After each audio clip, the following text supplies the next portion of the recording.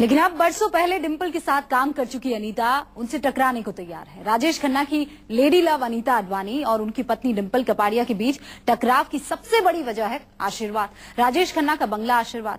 काका की मौत के बाद अनीता ने शगुफा छोड़ दिया है कि आशीर्वाद में म्यूजियम बनवाना चाहते थे, लेकिन डिंपल फिलहाल खामोश है। 24 साल पहले डिंपल और अनीता की पहली मुलाकात। लेकिन मेरी याददाश्त चली गई और जब मेरी यादों के दिए वापस चले तो मैंने देखा मैं इस कैद में बंद हूँ। एक आदमी इतना गिर सकता है। 24 साल बाद डिंपल और अनीता की नोकझोंक। डिंपल से टकराने को तैयार अनीता।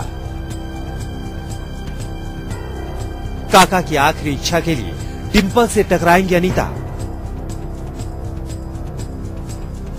अनीता की हसरत आशीर्वाद में बने म्यूजियम, लेकिन आशीर्वाद पर खामोश है डिंपल। जी हां, राजेश खन्ना की लेडी लव अनीता आडवाणी अब उनकी पत्नी डिंपल कपाड़िया से टकराने की तैयारी कर चुकी है।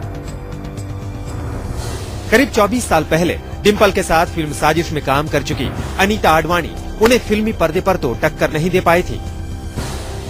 अब करीब 24 साल बाद डिंपल को असल जिंदगी में टक्कर देने की तैयारी में है अनीता। वो अनीता जो खुद को फिल्मी पर्दे के आनंद यानी राजेश खन्ना की लिव इन पार्टनर बताती है। लिव इन पार्टनर का दावा करने वाली आनंद की अनीता और उनकी पत्नी डिंपल कपाड़िया के बीच इस टकराव की वजह बनेगा काका का 200 करोड़ का बंगला आशीर्वाद।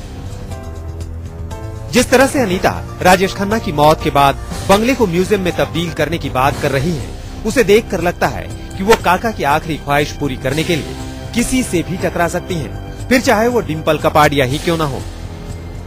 अनीता और डिंपल के बीच टकराव की शुरुआत भी हो चुकी है। अनीता काका की मौत से पहले ही डिंपल कपाड़िया को कानूनी नोटिस भेज चुकी है, लेकिन अब आशीर्वाद को लेकर दोनों के बीच तनातनी बढ़ सकती है।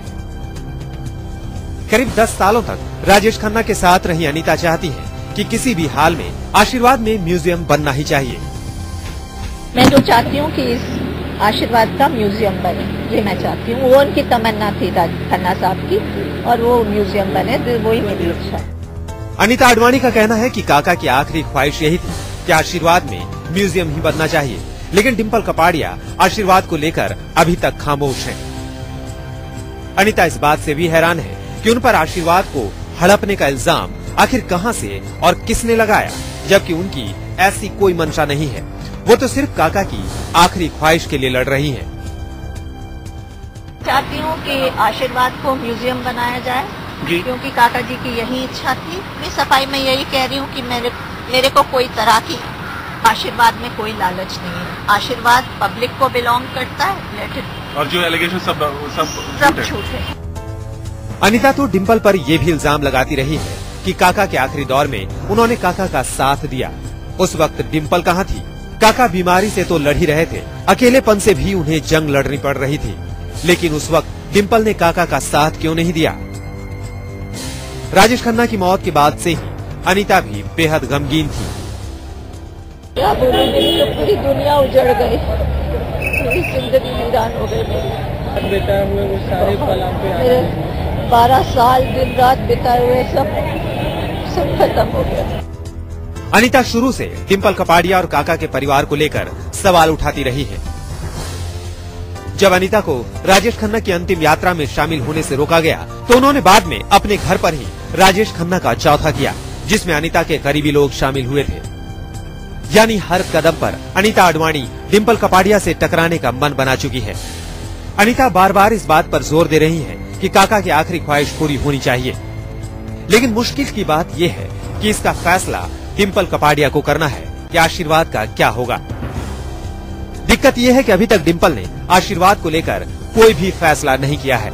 यही वजह है कि अनीता और डिंपल के आमने सामने आने के हालात बनते दिख रहे हैं। सुपरस्टार राजेश खन्ना ने तो इस दुनिया को अलविदा कह दिया है, लेकिन उनकी अंतिम इच्छा को लेकर खड़ा हुआ बवाल अब भी थमने का नाम नहीं ले रहा है।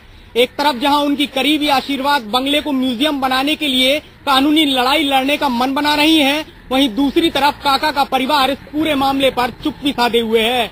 ऐसे में अब देखना ये दिलचस्प होगा कि आशीर्वाद म्यूजियम बनेगा या फिर काका की ये अंतिम इच्छा उनकी जिंदगी की तरह अधूरी रह जाएगी।